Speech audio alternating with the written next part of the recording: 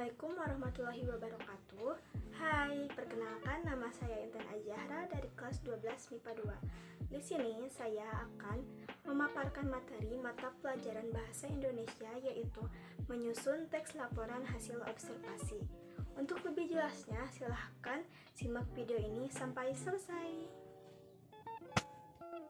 Sebelumnya, kamu tahu gak sih apa itu observasi, atau kalian pernah gak sih mendengar observasi itu apa?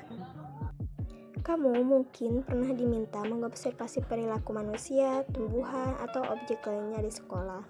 Setelah melakukan observasi, tentu kamu perlu melaporkannya secara rinci hasil dari observasi kamu agar orang lain dapat mengetahui apa yang kamu amati dari laporan itu tanpa ikut mengobservasi.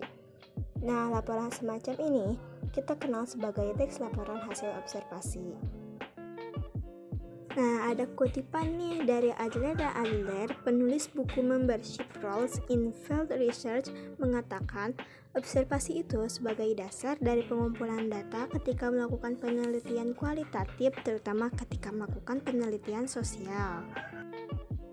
Di sini yang akan kita bahas ada 4 macam, yaitu pengertian, apa sih itu observasi, yang kedua ada struktur, ketiga ada ciri-ciri, dan keempat ada berapa banyak kebahasaan teks laporan hasil observasi.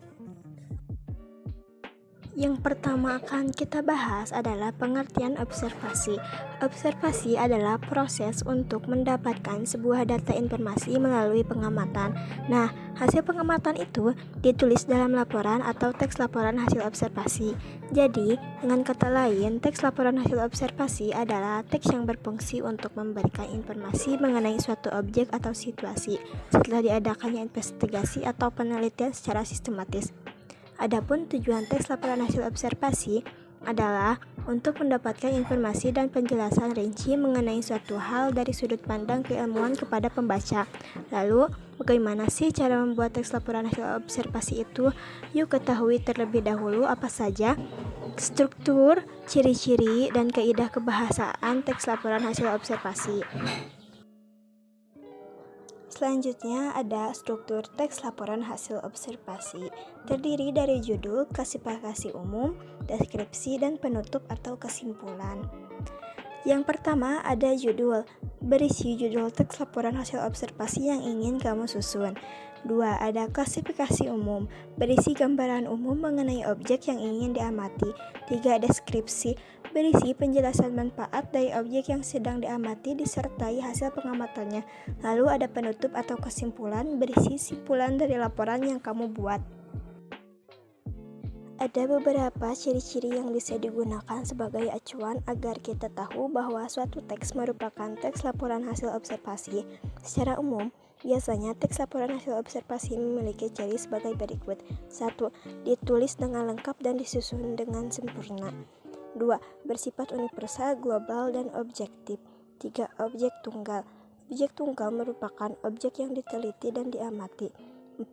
Menyajikan fakta sesuai laporan hasil pengamatan, tidak mengandung opini pribadi penulis, informasi berhubungan dengan antar kelas dan subkelas atau berkesinambungan. Selanjutnya ada kaidah kebahasaan. Kaidah kebahasaan yang pertama menggunakan kalimat definisi. Biasanya ditandai dengan kata adalah, merupakan, yaitu. Pada pernyataan umum yang menyatakan pengertian atau definisi dari aspek yang akan dibahas. Contohnya, kemangi atau disebut basil adalah dedaunan kecil yang memiliki aroma khas dan lembut dengan sentuhan aroma limau. Lalu yang kedua, menggunakan konjungsi. Konjungsi yang digunakan ini adalah kata hubung antar kata seperti dan, atau, yang, untuk, dengan, dan sebagainya. Yang ketiga, menggunakan kalimat simpleks dan kompleks.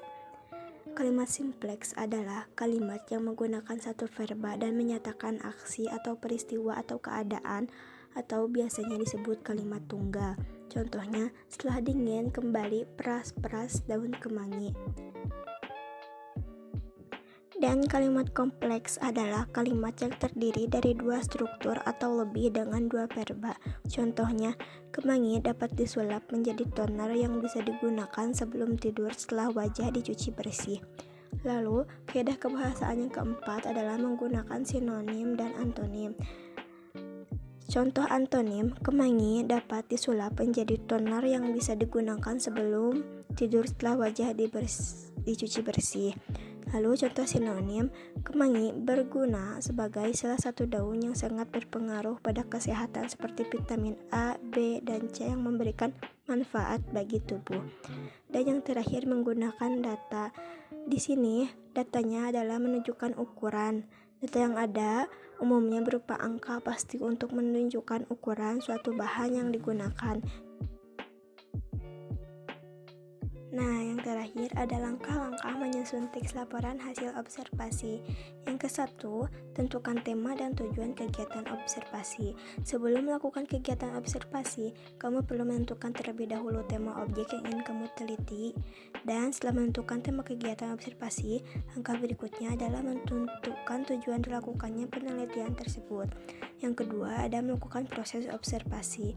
Kemudian, proses observasi atau penelitian pun dilakukan. Pastikan kamu melakukannya dengan teliti dan hati-hati ya. Lalu ada menyusun kriteria aspek yang harus dilaporkan dan membatasi aspek yang harus dilaporkan.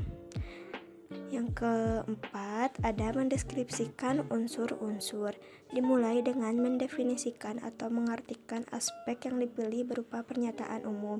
Jangan lupa untuk menggunakan kaidah kebahasaan kalimat definisi ya.